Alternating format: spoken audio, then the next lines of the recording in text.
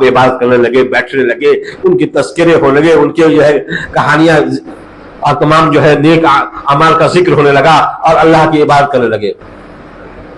اور پھر دھیرے دھیرے کیا ہوا کہ اس کے ایک مجسمے بنے. کہا کہ اس کو چھوؤ گے نا بڑی برکت ہوگی.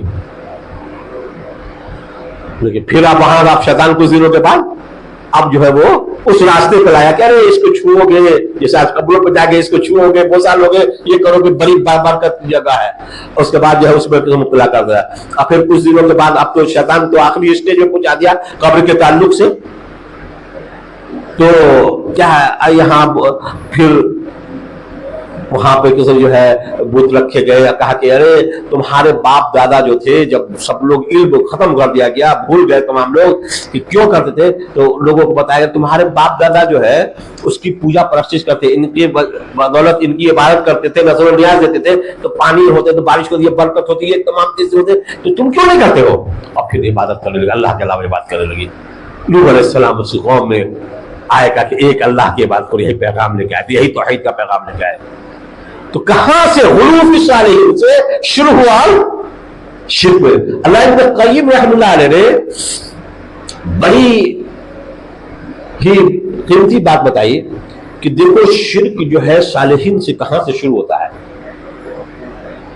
کہ جب بھی کوئی بھی نیک لوگ مرتے ہیں، انبیاء لوگ، اللہ کے رسول صلی اللہ علیہ وسلم نے دعا کی تھی. اگر وہ دعا نہ ہوتی تو آج اس روئے زمین پہ سب سے زیادہ کفر اور شرک کا اڈا ہوتا. وہ آپ صلی اللہ علیہ وسلم خود خبر ہی جیسے دوسرے انبیاء کی قبروں کا ہے، آپ دیکھ لیجئے. لیکن اللہ کے رسول نے کیا کہا؟ اللہم لا تجعل قبری وسنا یعبد. اے اللہ میری قبر کو وسن نہ بنا کہ اس کی پوجا پاٹ کی جائے، عبادت کی جائے. ہمارے نبی نے اپنی قبر کے تعلق سے دعا کیا تھا. اللہ رب العالمین نے اس دعا کو قبول کیا کہ آج تک ہمارے نبی کی قبر پہ کبھی کوئی چیز نہیں ہوا. تو جتنی بھی قبروں کو دیکھنے چاہے وہ انبیاء سے منسوب ہو، چاہے صحیح ہو یا غلط ہو، آج ان کی قبروں کو دیکھ لیجیے، کوئی بھی ایسے انبیاء نہیں ہے یا جس کو ہم یہ نہیں کہتے ہیں کہ وہ جو بات بتائی جا رہی ہے وہ حقیقت میں وہی انبیاء کی قبر ہو، لیکن ہے جس کی طرف سے منسوب ہے. آج وہاں اٹھا کر آپ دیکھ لیجیے، یا جتنی بھی نیک لوگوں کی قبریں ہیں ان کو آپ جا کے دیکھیں کیسے کیسے لوگ کے ذریعے ہے کیا کیا کر رہے ہیں. تو شیطان کیسے آتا ہے؟ سب سے پہلے چاہے وہ سابقہ امت ہو یا آج کی امت ہو، کہ شیطان کہتا ہے کہ بھائی نیک لوگ مر گئے ہیں، قبر میں دفن ہو جاتے ہیں، تو کہا کہ بھائی یہ بڑی بابرکت جگہ ہے، یہاں پہ کوئی مجاور کیوں نہیں ہو جاتے ہو؟ ایک مجاور کو بیٹھا لو، وہاں پہ اٹھو بیٹھو اور اس سے برکت حاصل کرو. تو لوگ وہاں پہ کیا کرتے ہیں؟ وہاں پہ ایک عمارت بنا لو، اس پہ ایک عمارت بنا لو، وہاں پہ مجاور بن جاؤ. صرف کچھ نہیں، بس عمارت بنا لیا اور مجاور ہو گئے. اور اس کے بعد جو ہے پھر کیا ہوتا ہے؟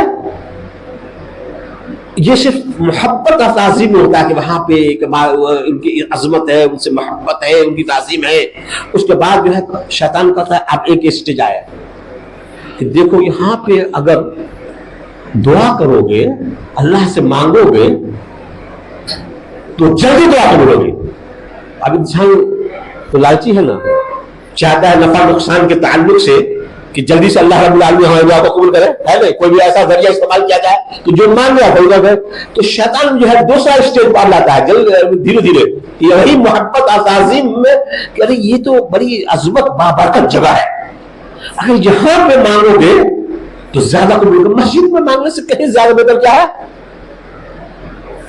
قبر کے پاس دعا مانگنا. اب لوگ مسجد میں چھوڑ کر کے وہاں پہ مانگنے لگے. کس سے مانگنا؟ اللہ سے مانگنا. اب آگے کے اسٹیج پہ کچھ دنوں کے بعد جب خوب اچھے سے جو ہے لوگ نش بس گئے کہ بھائی اب ہے، تو کہا کہ بھائی ایسا کیوں نہیں کرتے؟ شیطان دل میں ڈالتا ہے بس ایسا کہ اگر ان بزرگوں کے وسیلے سے مانگو گے اور جلدی سے سنے جاتے. اب وسیلے کی دعوت دیا. تیسرے اسٹیج پہ جو ہے اس کو لے کر دیا کہ اب وسیلے سے مانگو گے کہ یہ صاحب قبر کے وسیلے سے مانگو گے، ان کی قسمیں دو گے کہ یہ قسم اللہ تعالیٰ جو ہے یہ ہے ان کی مقام مرتبہ ہے، ان کا یہ ہے، ان کی یہ قسم ہے، ان کی یہ مرتبہ ہے، ان کی یہ جہاں ہے، تو اس سے قسم جو ہم حوالہ دیں گے تو اللہ رب زیادہ قبول کرے گا. تو یہ بھی بڑی اچھی بات ہے. یہ تیسرے اسٹیج میں چلے آئے. اس کے بعد چوتھا اسٹیج پھر کس شیطان یہ کرتا ہے کہ انہی سے مانگو. اللہ کی عظمت بہت بڑی ہے، اللہ سے مانگو گے. آج سب لوگ دیکھ لیجیے، سینکڑوں ہزاروں ویڈیو آڈیو ویڈیو آپ کو بتایا کہ اللہ سے مانگو گے. وہ مقام مرتبہ ہے کہ اللہ سے مانگو گے. بھائی اولیاء سے مانگو اور وہ فارورڈ کریں گے. ہمارے آفس میں آئے اور بڑی اچھے سے کرتے ہیں اسی صاحب جی دیکھتے ہیں آفس میں ڈائریکٹر کے پاس کوئی جو فائل ہو جاتی ہے تو کہا ڈائریکٹ فائل چلی جاتی ہے. اسسٹنٹ ڈائریکٹر ایڈمنسٹریشن افسر جو ہے اس کو جو ہے سیکشن انچارج بڑھاتا ہے اور سیکشن انچارج بڑھاتا ہے اے او کے پاس، اے او کا اسسٹنٹ ڈائریکٹر کے پاس، اب اسسٹنٹ ڈائریکٹر سے جاتا ہے ڈائریکٹر کے پاس. دیکھیے کیسے شیطان نے گمراہ کر دیا. اسی طریقے سے اللہ کے پاس جو ہے کوئی مانگنا ہے تو کیا مانگنا؟ بھائی کسی جو ہے قبر کے پاس جاؤ، وہ بزرگان دین کو جو ہے بڑے بڑے اولیاء کو فارورڈ کریں گے، وہاں سے نبی صلی اللہ علیہ وسلم کو فارورڈ ہوگا اور وہاں سے اللہ تعالیٰ جائے گا. نعوذ باللہ من ذالک. پوری قرآن کی تعلیم، نبی صلی اللہ علیہ وسلم کی تعلیم کو سب کچھ بھلا بیٹھے. یہ چوتھا اسٹیج پہ جو ہے اس کو داخل کر دیا کہ خود جو ہے انہی سے مانگو، انہی سے. آج دیکھتے ہیں ہر قبر پہ ہر اس پہ کہ جو ہے کہ سب وہ خود رزق مانگا جا رہا ہے، اولادیں مانگی جا رہی ہیں، تمام طرح کی چیزیں جو ہے اولیاء سے صالحین سے مانگی جا رہی ہے. اللہ کا کہیں ذکر نہیں ہے. یہ جو مقام مرتبہ ایسا یہ چیز بنا دیا. اس کے بعد آخر پانچواں اسٹیج جو شرک کی سب سے جو ہے وہ غلاظت ہے کہ اب ان کا ایسا مقام و مرتبہ ہے کہ ان کی وہ عظمت ہے کہ یہاں پہ سال میں ایک مرتبہ عرس منایا جائے. وہ یعنی شرک کے آخری اسٹیج، کینسر کے آخری اسٹیج. انسان جب اس چیز میں مبتلا ہو جاتا ہے تو اس ایسے شخص سے اللہ رحم کرے، شاید ہی قسم کے جو ہے کم ہی لوگ ایمان پہ مرتے ہیں، سب کو خوشی کو مرتے ہیں. یہ آخری اسٹیج ہے، یہ سنگل لاسٹ اسٹیج ہے. اور آخری اسٹیج کیا ہے؟ جو شیطان جو ہے اس کو وسوسہ ڈالتا ہے کہ چھٹا اسٹیج میں وہ انسان پہنچ کر کے ہمیشہ کے لیے جہنم کا ایندھن بن جاتا ہے کہ جو بھی یہ اولیاء کی، صالحین کی عظمت ہے، شہداء کی عظمت ہے. اب اگر کوئی شخص یہ قسم کہے کہ وہ یہ مقام مرتبہ نہیں ہے، یہ اولادیں نہیں دیتے ہیں، یہ مشکل کشا نہیں ہے، یہ حاجت روا نہیں ہے، انہیں قدرت و اختیار نہیں ہے، یہ عالم الغیب نہیں ہے، تو کہو ایسے لوگوں کو کہ یہ لوگ گستاخ ہیں. یہ آخری اسٹیج ہے. جب ایسے لوگ جب کہنے لگے آپ کو گستاخ ہے، علماء کا گستاخ ہے، یہ دین وہابیہ ہے، یہ فلاں ہے، یہ فلاں ہے، تو سمجھ لیجئے کہ وہ آخری شرک کے آخری اسٹیج پہنچ گئے. ایسے لوگوں کی کتنا بھی آپ پورا دیکھ لیجئے فیس بک پہ. اگر آپ لوگ خود آپ فیس بک چلاتے ہیں، اب بڑے بڑے گروپ ہیں، آپ اس میں دیکھیے گا کوئی بھی چیز ڈال دیجئے، آپ جو صحیح تعلیم ڈال دیجئے اور اس کے پاس سینکڑوں یہ چیز کہیں گے. اگر یہ کہہ دیجئے آپ فیس بک پہ آپ ڈال دیجئے، آپ کوئی گروپ میں کوئی بڑا گروپ ہے آپ کا جو دینی گروپ ہے، اس میں ڈال دیجئے کہ اللہ ایک اکیلا مشکل کشا ہے، تو فوری طور پر ہزاروں آدمی جو ہے کہے گا کہ یہ گستاخی ہے. فوری، بس اس کے علاوہ کچھ نہیں، یہ گستاخی ہے ہر طرف. تو یہ شرک جو کیسے غلو فی الصالحین، نیک لوگوں میں غلو آیا، حد سے دھیرے دھیرے دھیرے دھیرے شیطان بڑھا کر کے یہ تمام چیزیں. یہ آخری اسٹیج ہے. اور آج بڑے طبقے اس بیماری میں مبتلا ہے. کہیں پہ بھی ہم نے ابھی ایک ویڈیو دیکھا، نعوذ باللہ جی 12 ربیع کرا کہ کسی صاحب نے جو ہے جمعہ کی نماز ہو رہی تھی تو وہ نمازی کی جو ہے ویڈیو بناتے ہوئے اور روم سے نکلتے ہوئے مسجد سے نکلتے ہوئے چھت پہ گئے اور اس نے دیکھا کہ جلوس سے نکلا ہوا ہے اس کا وہ ویڈیو ڈالا اس نے کہ دیکھیے ایک طرف نماز پڑھ رہا ہے ایک طرف کون بہتر ہے نماز پڑھنے والا یا جلوس نکالنے والا؟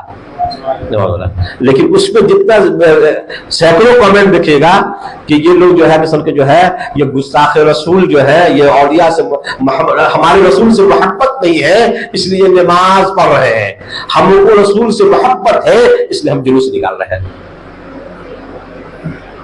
غور کیجیے کیا ہے آخر اس سے کیا نہیں، اور زیادہ تر یہی دیکھا یہ سب گستاخ رسول ہے، یہ شرک کی آخری اسٹیج ہے۔ یہ انسان بہت کم اس میں کسی ہوتا ہے، مقام مرتبے کو نہیں پہنچا۔ اللہ کے رسول صلی اللہ علیہ وسلم نے آخری حدیث ہے، انشاءاللہ ہم اس کے بعد ہم اگلے درس میں کریں گے۔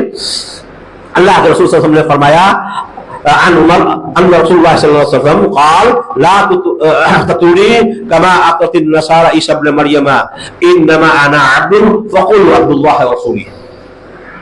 یہ بخاری مسلم کی روایت ہے۔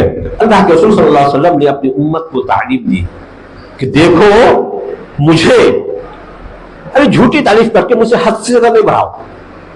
کون بڑھ رہے ہمارے نبی محمد صلی اللہ علیہ وسلم تعلیم دے رہے اپنی امت کو، لا تطرونی کما اطرت النصارى عیسی ابن مریم، کہ مجھے حد سے زیادہ نہیں بڑھاؤ جیسے کہ عیسائیوں نے کیا کیا، نصارہ نے عیسیٰ ابن مریم کے ساتھ کیا۔ ان کا مقام مرتبہ کیا تھا؟ اللہ کے بندے تھے، لیکن اگر کسی عیسائی کو کہہ دیا جائے کہ آپ اللہ کے بندے ہیں اس سے بڑھ کر کوئی گستاخ نہیں ہوگا۔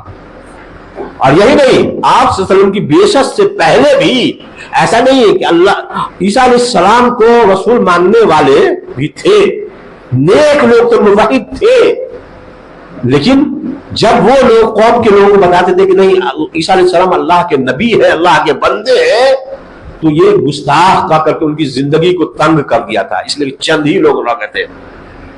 اللہ کے نیک بندے ہمیشہ چند ہی لوگ رہتے ہیں، ان کی زندگی کو بڑی تنگ کی جاتی ہے، محدود کر دی جاتی ہے، بڑی پریشانیاں ہوتی ہیں ان کی زندگی میں۔ ایمان پہ ایمان کی دولت کو بچانا بہت بڑی نعمت ہے، پریشان کرے گا لوگ کہ نہیں ایسا ہے، یہ ہے، وہ ہے، فلاں ہے۔ آپ کہیں دوسری جگہ چلے جائیے دور دراز ایریے میں، آپ خدا نہ خواستہ اگر آپ کہیے اللہ کے وسلم عالم الغیب نہیں ہے، زندگی تنگ ہو جائے گی۔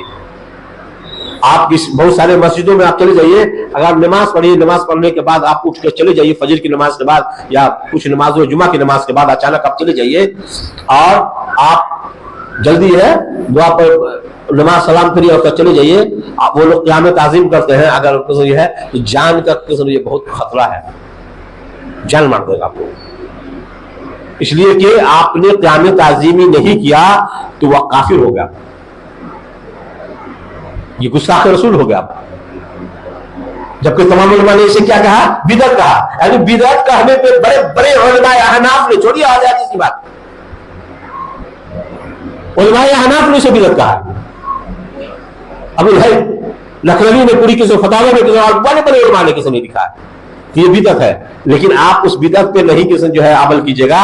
اور گستاخ رسول کیوں؟ یہ محبت میں تعظیم میں ہے، مقام مرتبوں سے بڑھا دیا۔ تو اللہ کے رسول صلی اللہ علیہ وسلم نے تعلیم دی لا تطرونی کما اطرت النصارى عیسی ابن مریم، کہ مت پڑھو فانما انا عبد، میں اللہ کا بندہ ہوں، میں اللہ کا بندہ ہوں۔ اللہ کے رسول نے فرمایا فقولوا عبد اللہ ورسولہ، مجھے اللہ کا بندہ اور اس کا رسول کہو۔ دیکھیے اللہ کے رسول نے تعلیم دی۔ عیسیٰ علیہ السلام نے بھی جب جو ہے سورہ مریم میں دیکھے گا کہ جب اپنے بچے تھے جب پیدا ہوئے اور مریم علیہ السلام اپنی قوم کے پاس لے کے گئے، بڑی شرم محسوس ہوئی کہ بھائی باپ تو ہے نہیں، قوم کے پاس لے کے جائیں گے کیا جواب دیں گے ہم؟ صحیح ہے، یہ تو فطری بات ہے انسان کے، ہم کیا جواب دیں گے کہ بھائی کہاں سے بچہ آ گیا؟ بغیر باپ کے ایسا ہو ہی نہیں سکتا، کوئی نہ کوئی بدکاری کی ہوگی، شادی تو ہوئی نہیں ہے۔ تو اللہ رب العالمین نے کہا کہ جاؤ اپنی قوم کے لوگ انی نذرت للرحمن صوما، کہو کہ ہم بات نہ کرنے کی نظر مانی ہے۔ صوم میں روزہ ہوتا ہے رک جانا، اور سوم کا لفظ مانا کسی چیز سے جانا، بات نہ کرنے کی ہم نے نظر مانی ہے، ہم بات نہیں کریں گے جو قوم کے لوگ کے پاس ہے، اور اشارہ کر دیا کہ بچے سے پوچھ لو، بتاؤ پیدا ہوئے ابھی، آقا کے بچے سے پوچھ لیجئے کہ وہ کون ہے، کہاں گیا ہے، تو بچہ جو ہے ابھی پیدا ہوا، کیا کہا؟ انی عبداللہ، میں اللہ کا بندہ ہوں۔ بتائیے، اور قرآن میں کئی جگہ سورہ نساء میں فرمایا کہ عیسیٰ کو یہ آر نہیں ہوتی تھی کہ وہ اللہ کا بندہ کہلائے، وہ اللہ کے بندے تھے، ان کو آر نہیں ہوتی، ان کو شرم محسوس نہیں ہوتی تھی، اور انہوں نے قرآن میں یہ کہا انی عبداللہ، میں اللہ کا بندہ ہوں۔ اللہ رسول بھی تعلیم دی کہ بھائی اللہ کے بندے، عیسیٰ اللہ کے بندے ہیں، اس کا رسول ہے، لیکن آج ان کے غلو میں یا اس دور میں بھی جو آپ سے پہلے جو گمراہی آ گئی کہ اگر کسی کو کہا گیا کہ اللہ کے بندے ہیں، یہ گستاخی ہو گئی، یعنی صحیح تعلیم کیا ہو گئی؟